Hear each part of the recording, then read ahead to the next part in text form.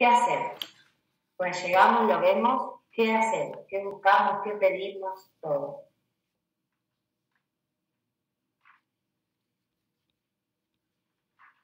Lo interrogamos, ¿sí? El paciente está medio somnoliento. Entonces, ¿qué hay que hacer?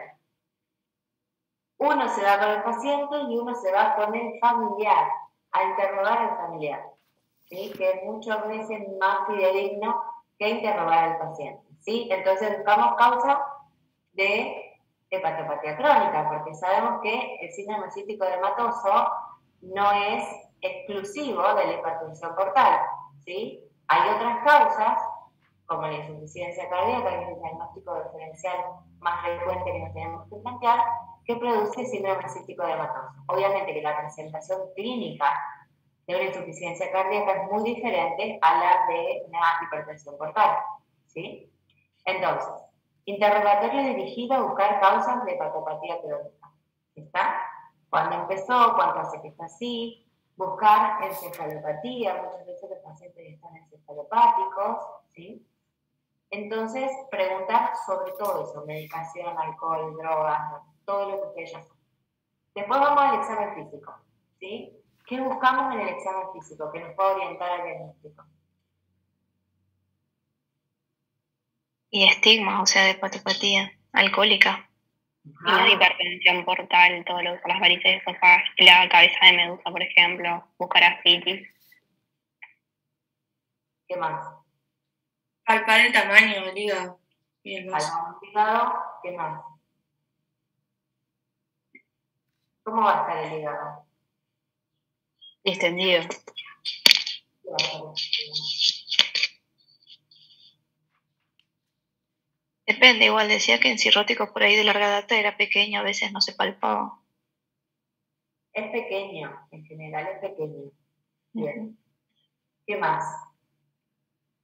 Dijimos la hepatopatía, estigmas no expire, hipertrofia operativa en caso de alcohol. ¿Qué más hacemos? Ver si tiene edemas en miembros inferiores. Bien.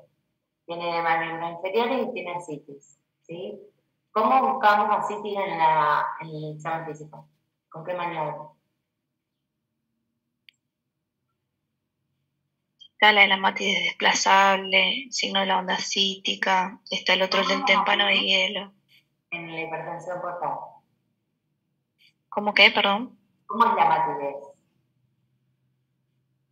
La matiz, si es de concavidad superior o inferior, ¿eso? Concavidad inferior era, ¿no es cierto? Perfecto. Le buscan la onda cítica y, bueno, circulación colateral, como ya dije. Perfecto. ¿Qué hacemos ahora? Tenemos un paciente, obviamente que un paciente que, por ejemplo, si nosotros venimos interrogando y el paciente dice, no me puedo acostar, tengo que dormir con 3 almohadas, me despierto en la noche y tengo que abrir la ventana, ¿qué es eso? Una insuficiencia cardíaca. Insuficiencia cardíaca. Okay. Bien. ¿Qué más tenemos que hacer con nuestro paciente? Estamos con un paciente con hipertensión portal con un síndrome cístico dermatoso. ¿Sí? Ya le hicimos el examen físico, el interrogatorio. ¿Qué más hacemos? ¿Qué hay que hacer con esto? Ni una paracentesis. Bueno. Habría que ver, o sea, puede ser diagnóstica para ver si ese líquido, por ejemplo, está infectado. Y también para ver la albúmina, las proteínas totales, y para orientar cuál puede ser la posible causa. Y si no, si es una citis de atención, también se recomienda hacer la paracentesis, digamos, evacuatoria, como terapéutica. Bueno, la terapéutica no se hace por distensión. Tiene otros criterios que es la refractariedad o la intolerancia a los diuréticos, ¿sí? Lo que sí a veces hacemos es la paracentesis de 3 litros cuando el paciente tiene disconfort respiratorio, ¿sí? Pero no es terapéutica y hay que evaluar siempre que no tenga PBE, ¿sí? Entonces, si hacemos una paracentesis, ¿que dónde lo vamos a pinchar?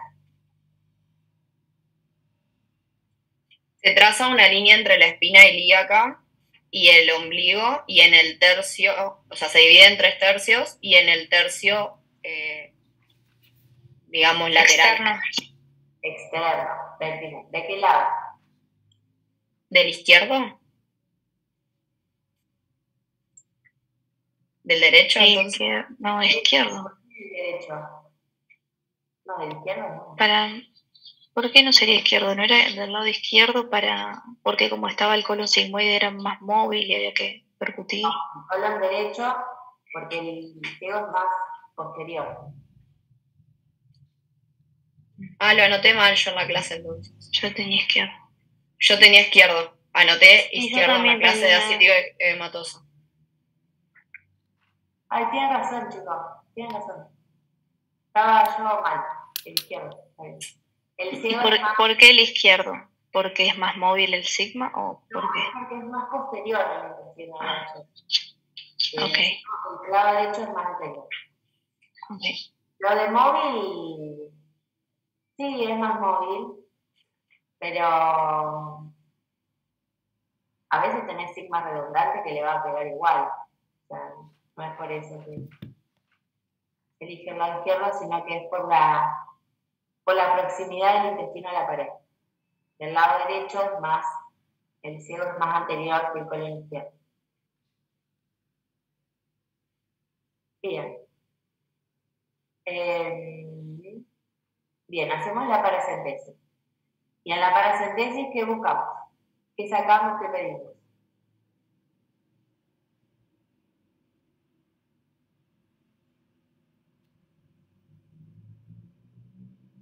Se saca una muestra para cultivo, después se piden también, era recuento de albúmina, si no me equivoco, albúmina, proteínas totales y polimorfo nuclear.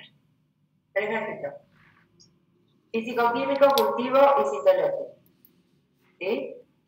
En el físico-químico pedimos lo que vos me estás mandando. Albúmina, en realidad me van a informar lo que vos me estás mandando. La albúmina, proteínas totales del líquido, el recuento de leucocitos, ¿sí? Y después te pueden informar glucosa, si vos la pedís, pero si es, por ejemplo, lechoso el líquido no, si es neumático no, todo eso te lo informa el físico-químico. A nosotros lo que más nos importa es el recuento de albúmina para sacar ¿qué? El índice gasa. El índice de gasa, perfecto. ¿Y qué dice el índice de gasa? Relaciona la albúmina sérica con la albúmina de un líquido acítico y bueno, determina si tiene un alto gradiente, si es mayor a 1,1 o bajo gradiente si es menor a 1,1. En base a eso orientas el diagnóstico. ¿Qué patologías me dan un gasa mayor a 1,1? De las más comunes, ¿no? Y una es la cirrosis, mayor a 1,1. Mayor, ajá. El hepatocarcinoma también. Ajá.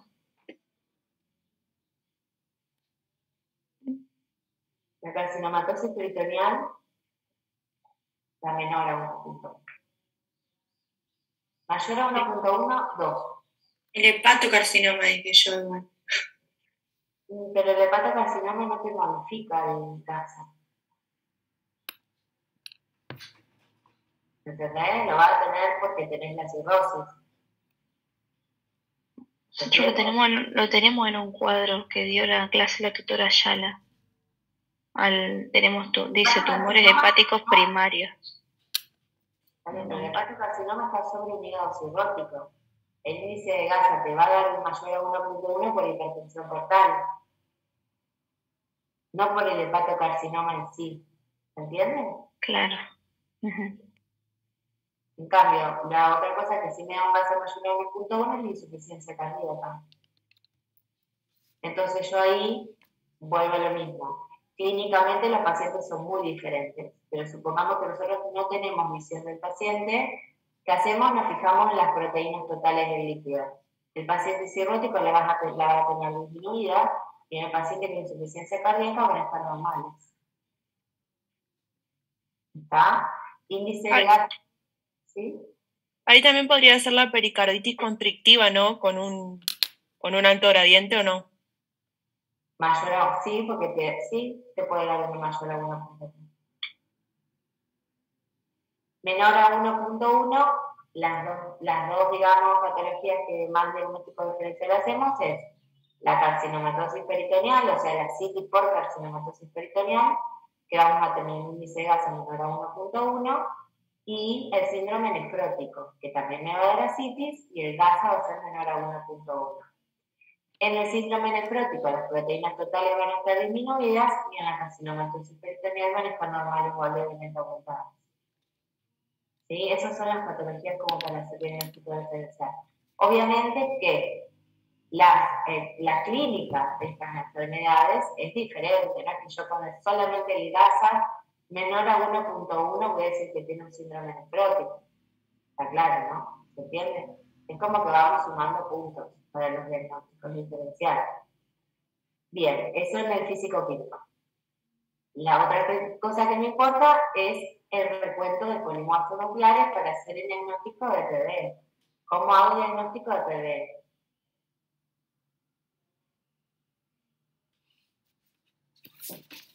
Cuando eran más de 250 polimorfos nucleares.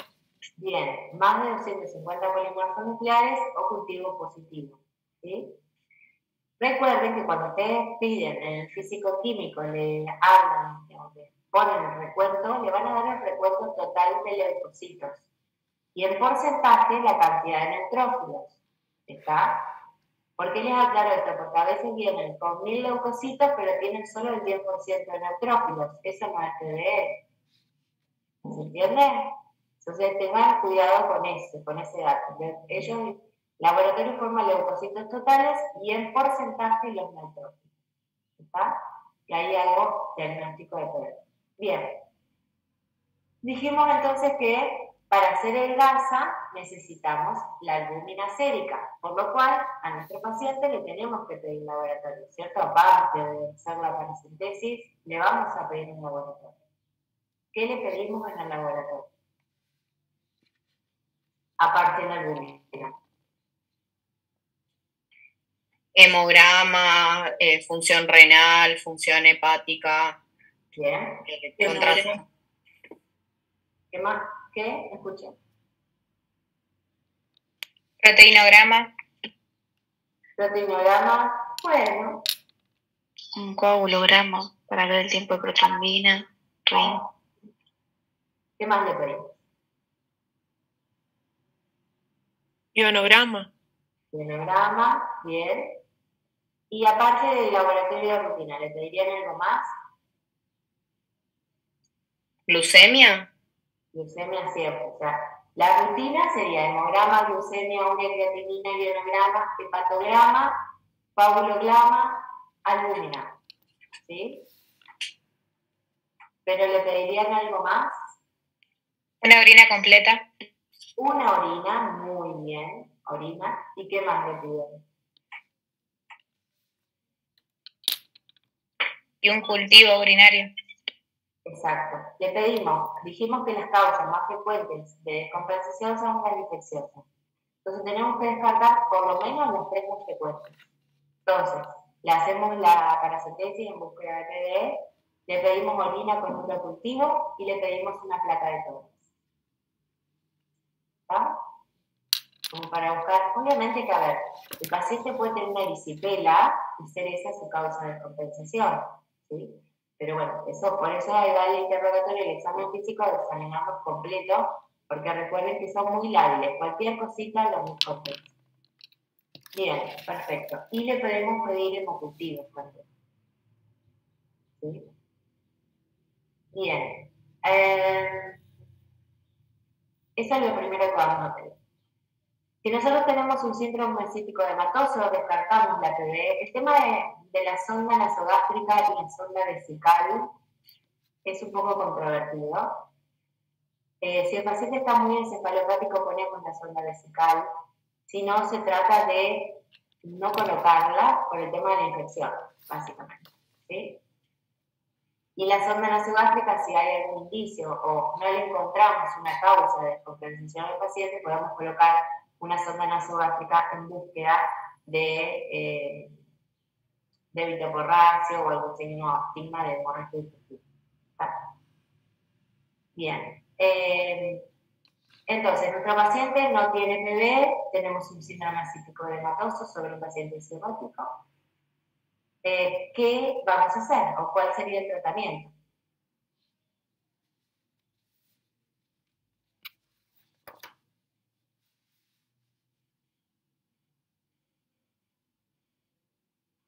El tratamiento se dividiría entre pacientes con función renal compensada o con función renal descompensada, digamos. Si tiene función renal compensada, se le empieza a dar diuréticos. Ajá. En ausencia de infección, digamos, sino también antibióticos. No antibiótico. ¿Y cómo se dan los diuréticos? ¿Y qué diuréticos va a dar? Espironolactona y furosemida. Bien. ¿Y cómo las das?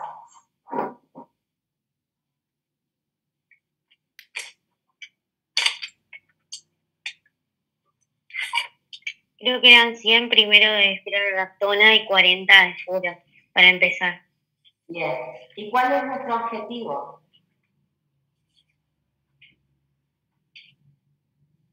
Y con los diuréticos eliminar líquido. O Sí, sea, dejar que esté sobrecargado.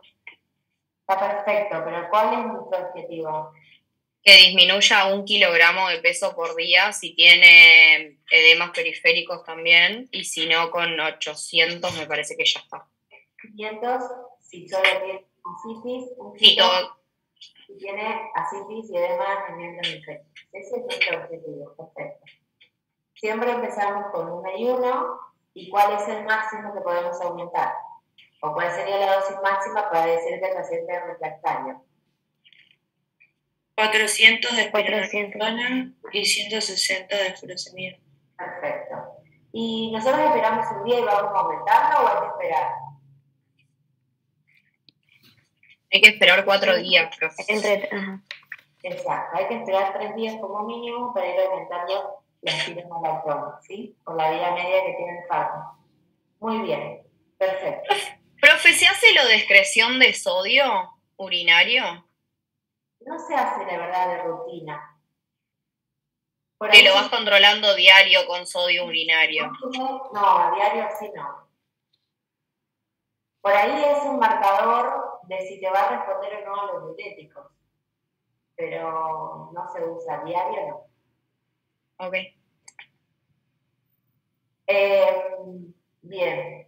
Entonces hacemos un ayuno, dijimos, si el paciente tiene asitis y edemas de miembros inferiores. Recuerden que el afuro es un diurético de asa muy potente y que dijimos que la causa de descompensación puede ser el sobretratamiento con diuréticos, o sea, pasarnos para el otro lado. Entonces, cuando el paciente deja de tener edemas inferiores, sacamos el afuro y lo dejamos con la cantidad de espironolactona que el paciente respondió al tratamiento. No es que si yo llegué a 2 espiro por día, después le voy a bajar a 1. Si llegó bien y se compensó con 200, sigue con 200. ¿Está? Y la furo se la saco una vez que deja de tener edemas y miembros inferiores. Muy bien.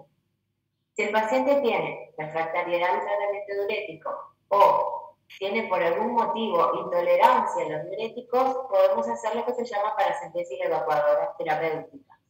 ¿Sí? Estas paracentesis se van a hacer, depende del paciente y la cantidad de formación de líquido que tiene, pero generalmente es quincenal, aproximadamente semanal, muchas veces al principio, la evacuación de la citis. Se produce la evacuación de grandes cantidades de litros, generalmente entre 10 y 15 litros que se saca, y siempre hay que reponer albúmina. ¿Ok? Hasta 3 litros uno podría no reponer albúmina, pasar simplemente un ríger o un sachet de solución fisiológica y no pasar albúmina. Si yo voy a sacar más de 3 litros, la indicación es reponer 8 gramos de albúmina por litro de líquido acítico que se extrae. ¿Está? Esto es muy importante porque si yo no repongo albúmina, le genero al paciente una insuficiencia renal por estimulación del sistema renina-angiotensina aldosterona. ¿Está? Entonces, si yo saco más de 3 litros, debo reponer la cantidad total de litros que saco. Eso también hay otra cosa ahí. No es que si yo saco 10 litros, repongo 7. Repongo los 10. Si yo saco más de 3, repongo el total de lo que saco. ¿Está? Profe, yo tenía como que el punto de corte era 5 litros. ¿Son 3? En realidad, una bibliografía te dicen 3 y otra te dicen 5. Ah, ok.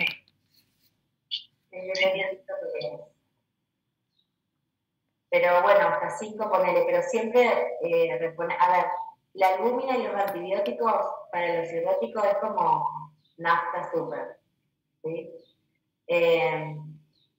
Nosotros en general hasta 3 sacamos tranquilos, sin reposición, si les vamos a sacar un poco más, ya mejor. Porque hemos visto muchos pacientes con insuficiencia renal por no hacer una buena reposición de albúmina. El otro día nos cayó un paciente cirrótico que le dejaron el catéter drenando 15 días. Dicho bolita, en el peritoneo, y bueno, ya está, quedó con insuficiencia renal, ¿sí? Así que hay que tener mucho cuidado con eso. Bien, ¿alguna duda del síndrome del acítico dermatoso? Es muy importante esto de estudiar el circuito, porque se forma el acítico y todo eso, ¿sí? Bien.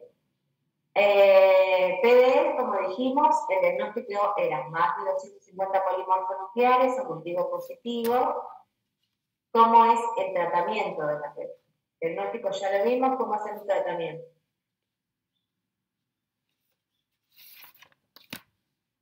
¿Qué antibiótico le ponen? Había que ver si era de la comunidad o nosocomial. Y de la comunidad estaba como empírico la céfalo de tercera generación. ¿Cómo te entendí? Que había que determinar si era de la comunidad o nosocomial. Y si era de la comunidad se recomendaba el acéfalo de tercera generación como empírico. Sí. En realidad la PB es por translocación bacteriana, ¿sí? Entonces, generalmente, ¿cuál es el germen más frecuente en la PB?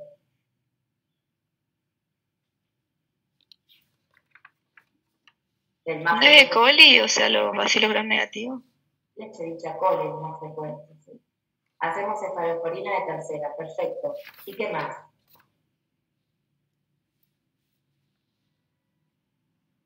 La nombré yo recién. La albúmina. La albúmina, exacto. ¿Está? Entonces, antibiótico más albúmina, perfecto. Y después que tratamos, ¿cuántos días de PB?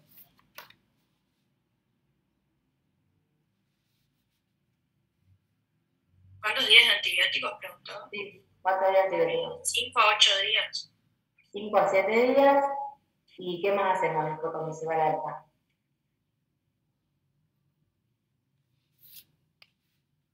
Puede ser que se le da una profilaxis. Se da profilaxis, exacto. ¿Cuál? Con norfloxacina. Norfloxacina, 400 miligramos día, por tiempo indeterminado. ¿Estamos? Esa es la profilaxis.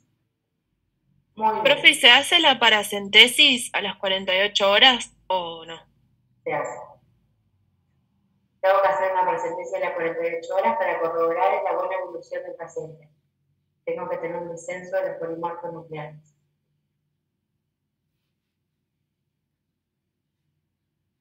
Recuerden que la PDE es bastante silente, ¿sí? No es que el paciente viene con el abdomen agudo o es bastante poco sintomática, ¿sí? Entonces uno clínicamente por ahí no puede evaluar la mejoría, porque no es que el paciente deja de tener dolor o... Igual que los pacientes cirróticos, muchos no hacen siquiera fiebre, entonces tampoco lo podemos seguir o evaluar mucho por ese lado, ¿sí? Acuérdense que tiene pancitopenia, o sea que todo nos juega medio en contra, ¿está? Por eso necesitamos corroborarlo a través de la función, hacemos una paracentesis a las 48 horas y vamos evaluando el descenso de polimorfos nucleares, ¿sí? Bien. ¿Alguna otra pregunta de esto? ¿De PDE? Eso del tratamiento indeterminado, de la profilaxis. ¿A cuánto tiempo lo citas a control? O sea, lo das de alta y ¿cuánto tiempo pasa para que lo controlas de nuevo? No, el paciente cirrótico de por sí se controla cada 6 meses, que es donde vos le vas a pedir el laboratorio, le pedís la eco, ¿sí? No es que porque se vaya con profilaxis requiere un tratamiento o un seguimiento más estricto. Lo controlás a los 6 meses. Ah, bien, gracias.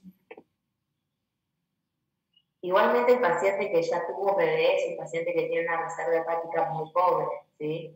Generalmente vuelven a caer por alguna otra descompensación. Pero si no, cada 6 meses. Ay, también había leído que cuando tiene una PBE como que se evalúa para ver si es candidato a recibir un trasplante, ¿puede ser? Sí. La PBE es como que es la complicación donde, digamos, cuando ya se PBE es porque el daño hepático es muy severo. Si tiene indicación de trasplante, si cumple con todos los otros requisitos que tiene un trasplante hepático, ¿no? La parte social, la parte psicológica, el dejar el alcohol. Digo el alcohol porque es lo que más frecuente vemos, ¿sí? La parte alcohólica es la causa más frecuente. Si cumple todo eso, sí es un paciente que ya hay que ponerlo en lista de espera.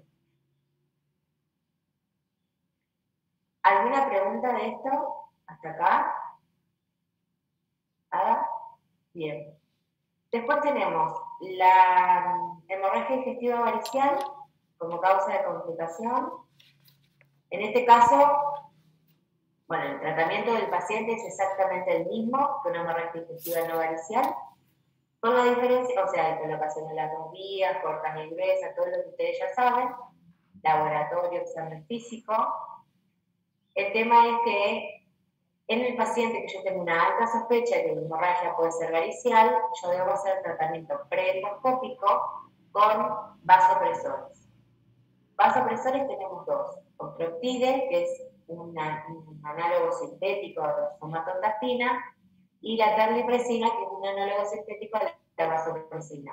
¿Sí? ¿Esto qué hace? Producen vasoconstricción del terreno esplácnico y de esta forma desactivan todo el sistema, ¿sí?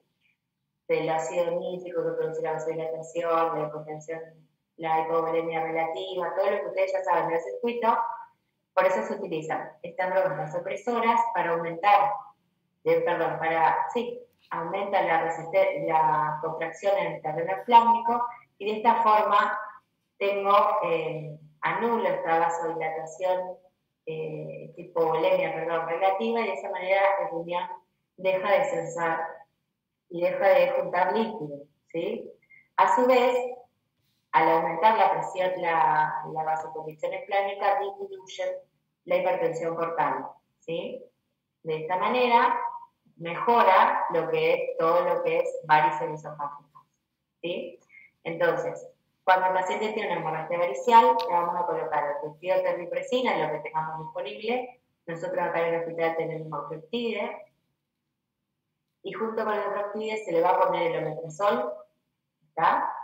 Y luego se completa el tratamiento endoscópico con la esclerosis con bandas, que son unas banditas que se colocan sobre las varices esofágicas. Recuerden que, no sé si ya se los dije o no, las bandas esofágicas no tienen ninguna diferencia sobre la hipertensión portal, ¿sí? Es un método mecánico, ¿sí? Lo que se busca es fibrosar la mucosa y la submucosa del esófago para que las varices no puedan volver a salir, ¿está? Pero no tengo ninguna acción sobre la hipertensión portal. Por eso es tan necesario el fármaco, ¿sí? Para disminuir la hipertensión portal y así detener el sangrado y que el endoscopista pueda trabajar mucho más cómodo y colocar las bandas con más seguridad en la producción de una hemorragia varicial más importante, ¿sí? Profe, una pregunta. El año pasado también habíamos visto que se usaba el propanolol. Sí, pero el propanolol no está contraindicado en la hemorragia digestiva varicela activa. ¿Sí? Si yo le hago la endoscopía a mi paciente cirrótico y el paciente tiene varices menores, ya tiene indicación de colocar el propanolol.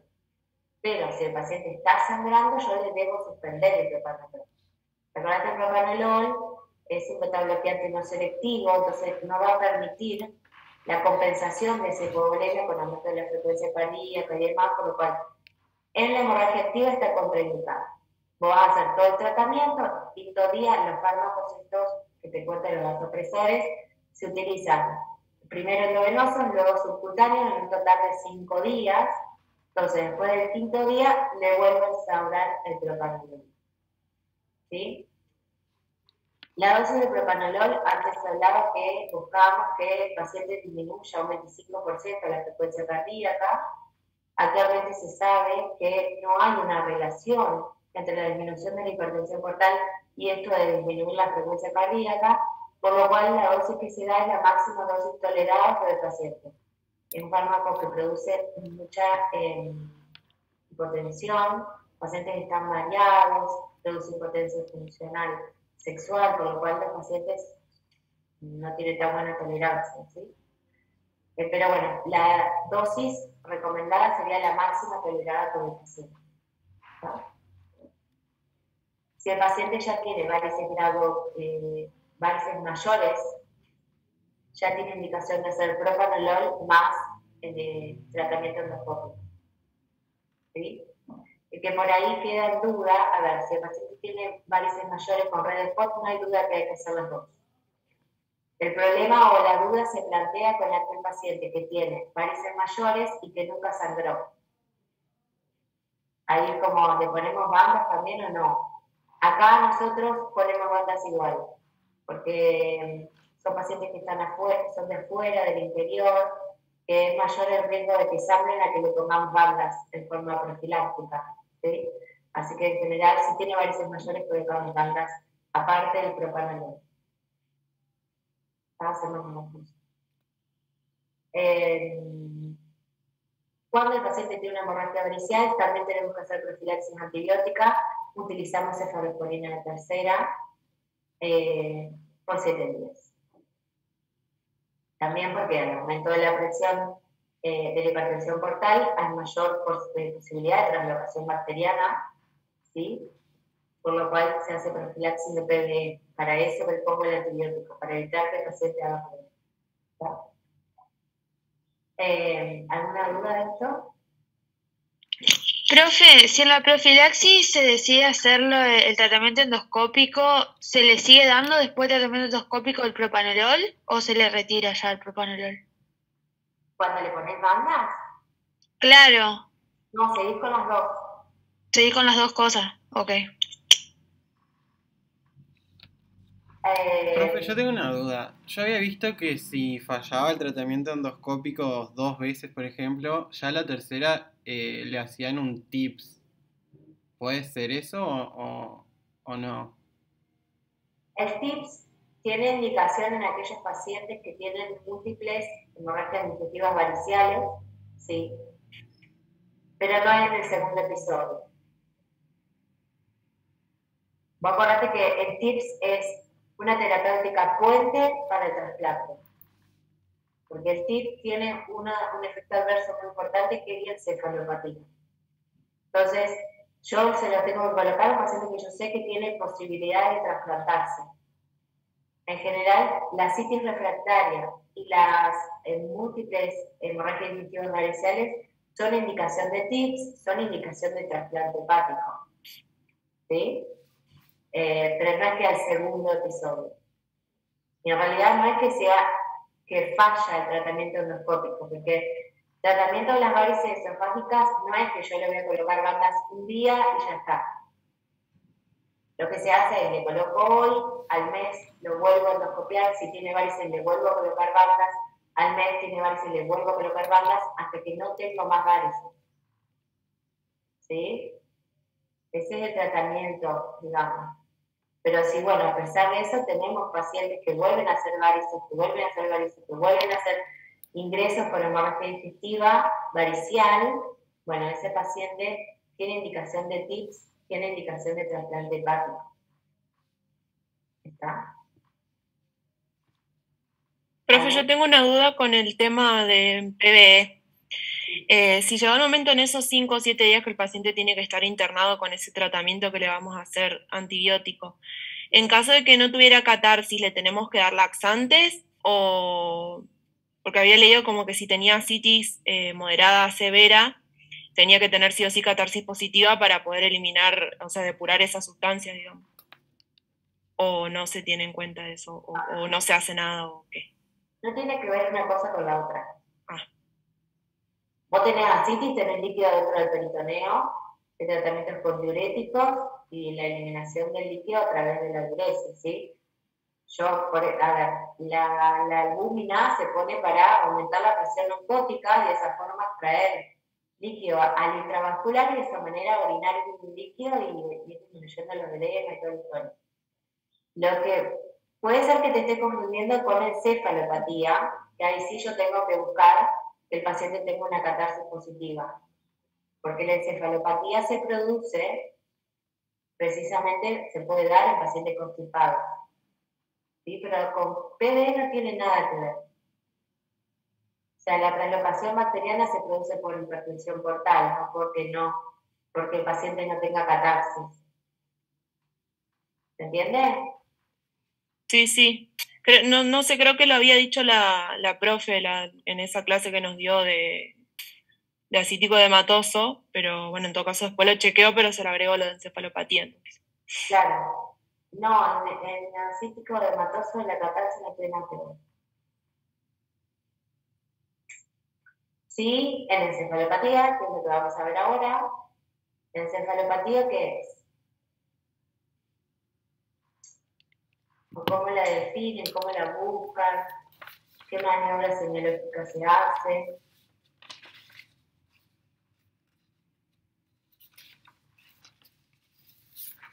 Muy lunes hoy, muy lunes.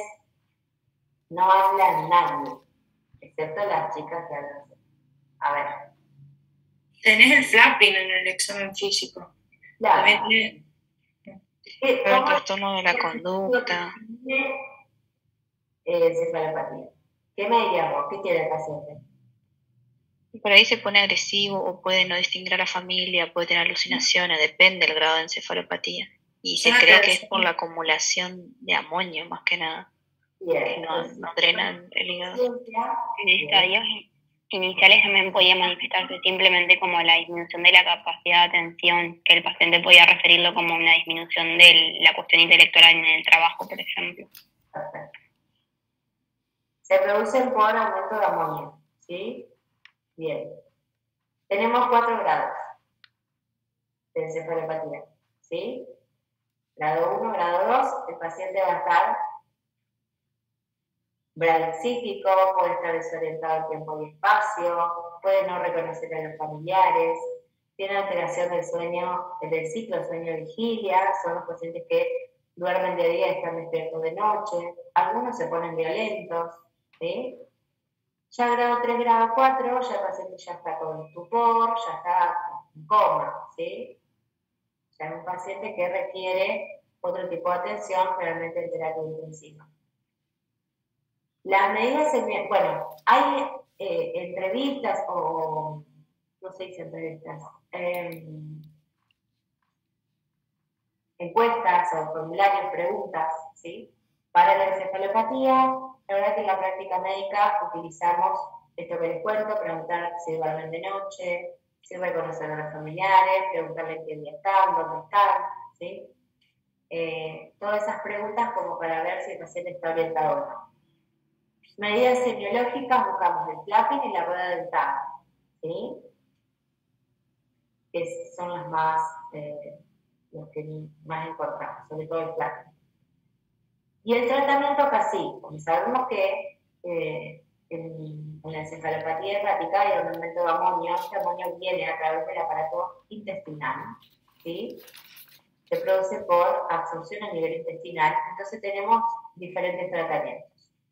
Uno es aumentar el tránsito intestinal, con lo cual tengo un menor tiempo de contacto de la mucosa y de los tóxicos, digamos.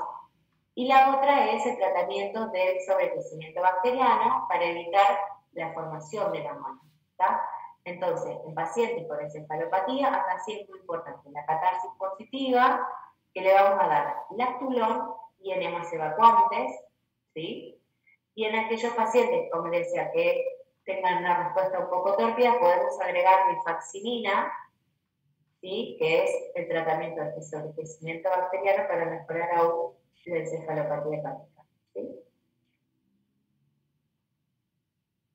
Ese sería el tratamiento de la encefalopatía. Recuerden que cualquier paciente que está descompensado puede estar encefalopático. ¿Sí?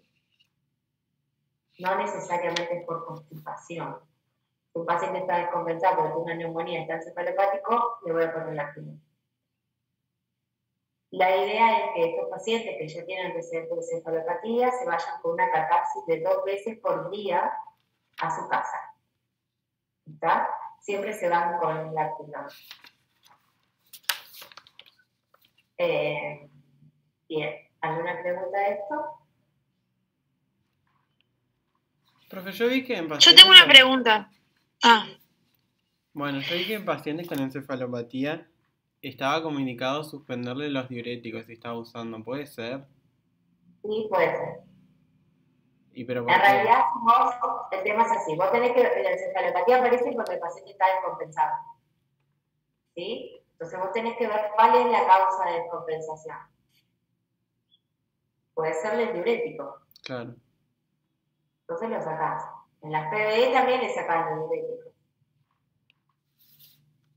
¿Sí?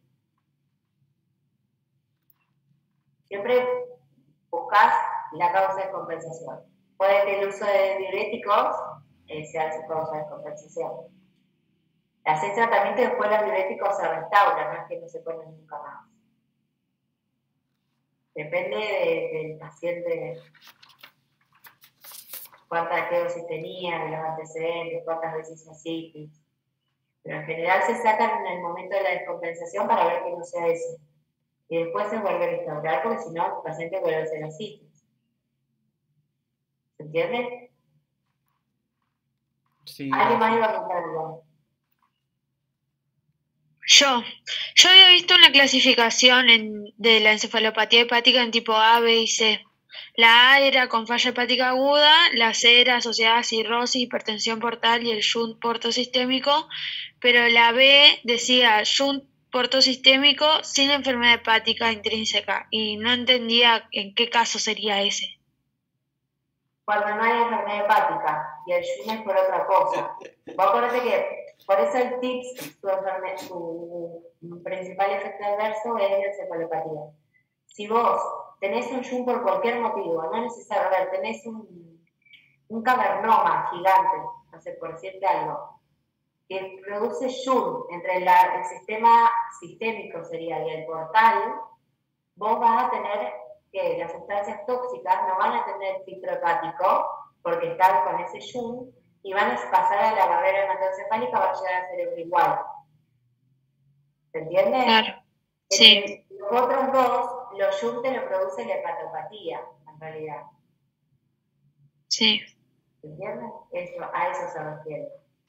Por eso, todo lo que decía, tanto el TIPS como los shunt quirúrgicos que también se pueden hacer puente al trasplante en los pacientes con asitis refractaria o en la hemorragia digestiva que hablábamos antes, el shunt más usado es el esplénico renal. Se aúna al sistema portal a través de la esplénica con el sistémico, digamos, a través de la vena renal. De esa forma, yo voy a disminuir la hipertensión portal, pero tengo un shunt que me va a dar la encefalopatía. ¿Entienden? ¿No? Bien. Sí, profe, gracias. ¿Alguna otra pregunta?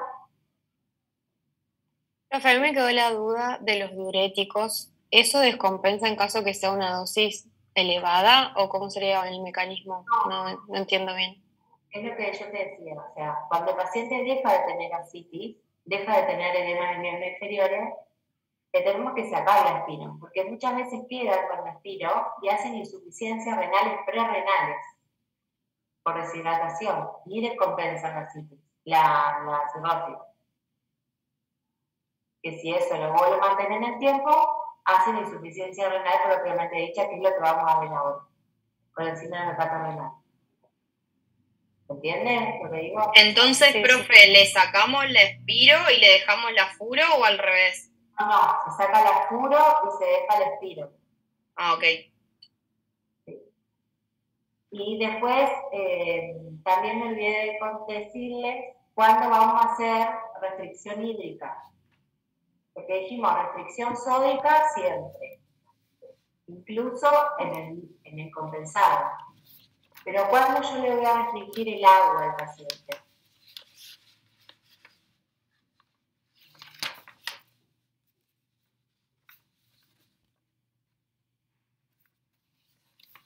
Cuando tenga una hiponatremia severa, por debajo de 126 miliequivalentes. Ahí se hace restricción hídrica también. La sódica siempre. Bueno. ¿Por debajo de cuánto, profe, le dijiste la anatremia? No te escuché. 126. Ah, gracias. Por último tenemos el síndrome hepatorenal. El síndrome hepatorenal es mucho menos frecuente de lo que uno cree y es una entidad que causa alteración de la función renal, pero que es reversible, ¿sí? Y esto es muy importante para que quede el concepto de que el síndrome hepatorenal es reversible y se produce por la hepatopatía y la hipertensión portal, ¿sí? Básicamente es un diagnóstico por exclusión.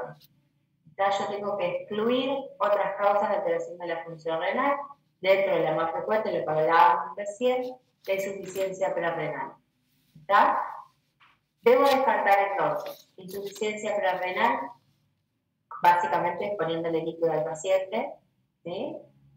Le vamos a pedir una eco, donde la eco tiene que ser normal, no tengo que tener alteración del parénquima renal. Un sedimento urinario que tiene que estar limpio, no tengo que tener túbulos ni nada que me hable de daño estructural, ¿sí? ¿Qué más? Bueno, la alteración de la creatinina, antes se hablaba de tipo 1, tipo 2, según la elevación de la creatinina.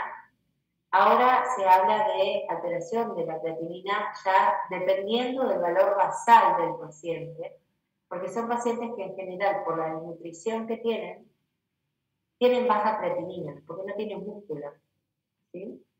Entonces, bueno, se trata de ver siempre la creatinina previa para hablar de insuficiencia o alteración de la creatinina. No se esperan valores de 2.5 como esperábamos antes para hablar de que el paciente tiene una alteración de la creatinina. ¿Sí?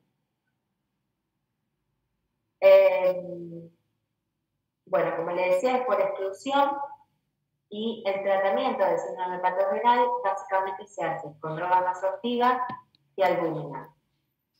La elección es la terlipresina, podemos utilizar noradrenalina si no tenemos, y la albúmina para aumentar la presión osmótica y de esta manera mejorar la hipovolemia efectiva y que el riñón deje de cesar hipovolemia, deje de vasocontraer la arteria aferente y de esa manera mejora la función renal.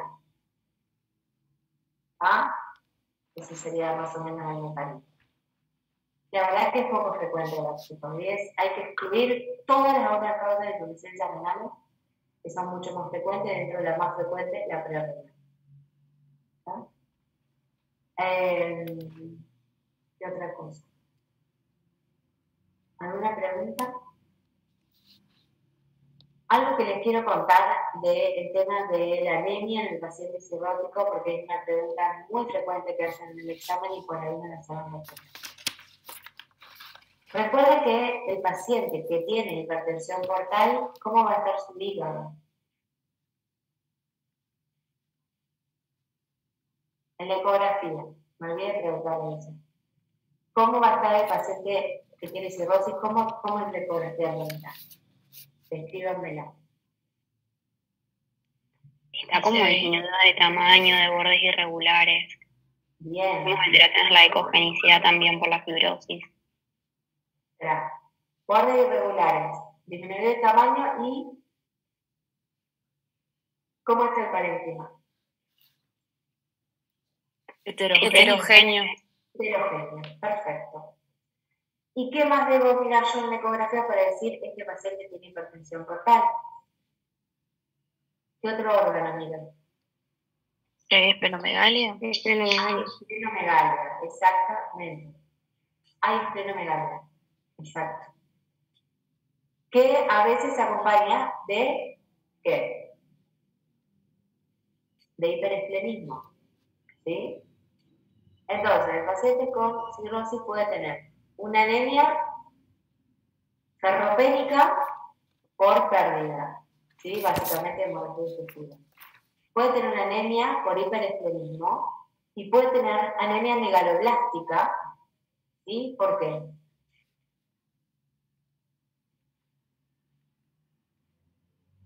¿Está bien o no, ustedes? Sí. ¿Por el consumo de alcohol? Sí, pero ¿qué, por el alcohol es o por qué? Déficit de ácido O déficit de ácido fólico. Es por déficit de ácido fólico, exactamente. Pueden tener las tres tipos de anemia, ¿sí? La más frecuente que vemos, la ferropénica y la megaloblástica. ¿Está? Pero para que lo sepan, porque por ahí no les preguntan y quedan en la ferropénica nada más, o en la megaloblástica nada más. ¿Y cómo se dan cuenta que es una o la otra? La megaloblástica se acompaña de otras citopenias. Y por los índices hematimétricos, digamos. Exacto. Exacto. La megaloblástica no siempre se acompaña de... A ver, explícame de vuelta lo que dijiste. Que puede acompañarse de otras citopenias, de plaquetopenia. Ajá. A ver, en el paciente cirrótico podemos tener pancitopenia. O sea, puedo tener leucopenia, puedo tener plaquetopenia, puedo tener anemia, pero no necesariamente que sea megaloblástica, ¿sí? Pero ¿cómo me doy cuenta yo si es una anemia megaloblástica o una anemia hipocrónica? ¿Cómo? Claro, por el volumen corpuscular y la hemoglobina corpuscular media. Exacto. Bueno, perfecto. ¿Qué otra cosa? ¿Alguna duda? Profe, yo tenía una duda, lo de la miocardiopatía del cirrótico. No entendí muy bien cómo es que se da, digamos, la fisiopatología, porque decía que era como por alteración muscular, algo así, pero no lo entendí muy bien. Hay una alteración muscular y hay falla de bomba. Por eso cuando uno tiene todo este circuito de vasodilatación, hipovolemia relativa, ¿sí? Hay un aumento del gasto cardíaco, ¿sí? Que en el transcurso del tiempo termina siendo fallo de bomba por el aumento del gasto, ¿sí? Es por ese el mecanismo, digamos. Bueno, gracias. ¿Alguna otra cosa? Profe, ¿la anemia por hiperesplenismo es por destrucción hemática, por hemólisis? Sí.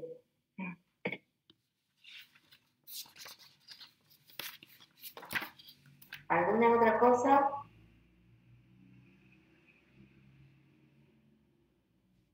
¿Nada? Ok. Nos vemos en el examen. Profe, yo le hago una última pregunta sobre cáncer de hígado. ¿Qué onda? ¿Qué tenemos que saber? ¿No hay que saber nada? El hepatocarcinoma ustedes tienen que saber que se da sobre un hígado cirrótico en el 90% de los casos. Hay un solo estirpe que es el fibro lamelar que se da en pacientes sin hepatopatía previa. ¿Sí? Si no, siempre se da sobre un hígado cirrótico. Es causa de descompensación de cirrosis. Básicamente son hallazgos en el screening de un paciente con cirrosis, de estos que pedimos de ecografía cada 6 meses. El diagnóstico es 2 métodos de imagen, generalmente ecografía y tomografía. Tomografía se llama trifásica porque me va a dar la característica de la lesión en los 3 tiempos: arterial, venoso y portal. ¿Sí? portal y venoso. El hepatocarcinoma tiene una característica que es que refuerza con el contraste y lava rápidamente, que se llama signo de Guayau, ¿sí? El diagnóstico básicamente es imagenológico, no se biopsia, excepto que haya duda diagnóstica, ¿sí? Si no, el diagnóstico es imaginológico. Dentro de lo que son los marcadores tumorales, la alfa-fetoproteína, se habla de una alfa-fetoproteína por encima de 200 de sugestiva y por encima de 1000 ya es diagnóstica de hepatocarcinoma.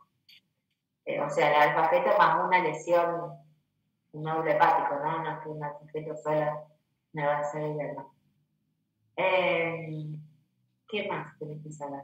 Tratamiento puede ser quirúrgico, si el paciente se mide mucho qué grado, o sea, si el paciente tiene un CHAL A, un CHAL B o un CHAL C, que me habla un poco de la función hepática, y si el nódulo es pequeño, bueno, puedo hacer una resección quirúrgica, si no puedo hacer embolización cuando son tumores muy grandes, se puede hacer alcoholización, se puede hacer ablación, o sea, radiofrecuencia localizada sobre el tumor, o si es un tumor que es multinodular, por ejemplo, pero no está localizado en hígado, no hizo metástasis ósea, ni hizo metástasis a distancia, puede el paciente ir a trasplante hepático como contraterapéutica. No sé qué más diría de hepatocarcinoma. Eso. Diagnóstico, Ok, final y tratamiento. ok, gracias. Profe, una pregunta. La ecografía para evaluar hipertensión portal se hace ecodoppler, ¿no? ¿Se puede hacer ecodoppler? Sí. En realidad, la hipertensión portal, uno tendría que medir los gradientes. Esto ya no es por ecodoppler, sino que es por cateterismo, ¿sí? Que uno mide la presión enclavada versus la presión libre, y de ahí tendríamos el diagnóstico definitivo de hipertensión portal. En la práctica médica no se hace eso, se empiezan a sumar puntos, que es lo que te digo. La ecografía abdominal, más si el paciente tiene plenomegalia, si el paciente hizo una descompensación, ¿sí? El ecodoppler es como un poroto más, pero no es que es el diagnóstico definitivo. El diagnóstico, digamos, de medición de presiones a través de cateterismo. ¿Sí? Sí, perfecto. ¿Alguna otra pregunta? Ah, mucho para estudiar. ¿Cuándo rinde? Sí. ¿Cuándo rinde? La semana que viene, El ¿no? martes y miércoles próximo. Bueno. Bueno, ¿alguna duda más? Si no, los libero. ¿Le tuvo nada? ¿No les quedó ninguna duda? No. Bueno. Muy bien, chicos. Nos vemos en el examen. Bueno, Éxito. gracias, profe.